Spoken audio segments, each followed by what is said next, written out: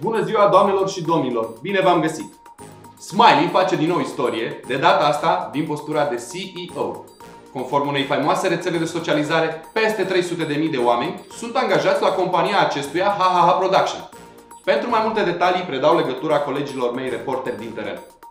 Până nu de mult, cei mai mulți români erau CEO la firma lui tata, dar uite că HaHaHa Production a trecut pe primul loc ca fiind cel mai mare angajator din România cu peste 300.000 de angajați, conform Facebook.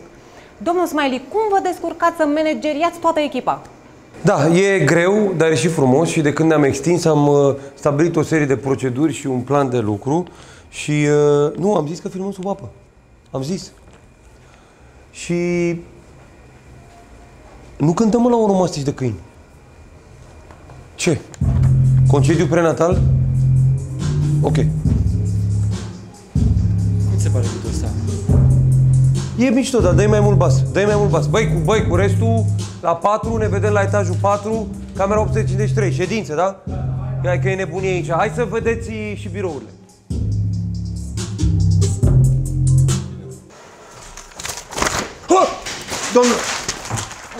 Domnul Smiley,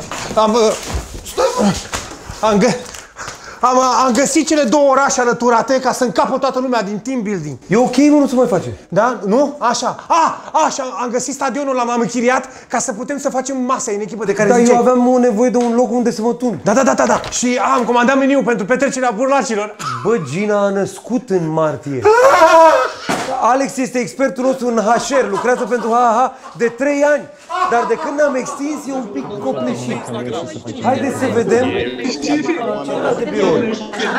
Ei sunt oamenii din spate despre care am aflat că lucrează pentru HaHaHa de pe Facebook. Nu, pizza, habar n-am, lavare, sigur, pe TikTok, oricum ceva fix, albumul, YouTube, așa. Haideți să vedem cel mai important birou.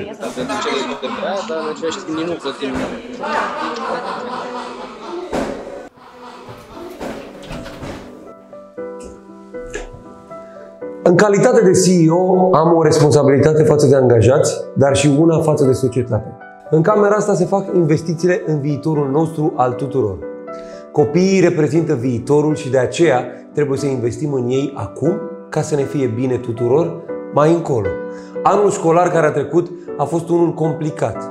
Aproape 260.000 de copii au întâmpinat diverse dificultăți în procesul de învățare și riscă să rămână în urmă dacă nu primesc sprijinul necesar. Aici intervin eu și acest telefon. Cu un SMS la numărul 8845 cu textul elev puteți dona 2 euro lunar pe parcursul verii și puteți ajuta un copil să primească educația de care are nevoie. Eu am donat deja pentru că sigur voi avea nevoie de cineva competent care să ia locul lui Alex. Și îi îndemn pe toți angajații mei de pe Facebook să o facă, precum și pe toți ceilalți oameni. Pentru că dacă nu avem grijă unul de celălalt, nu putem funcționa sănătos niciunul.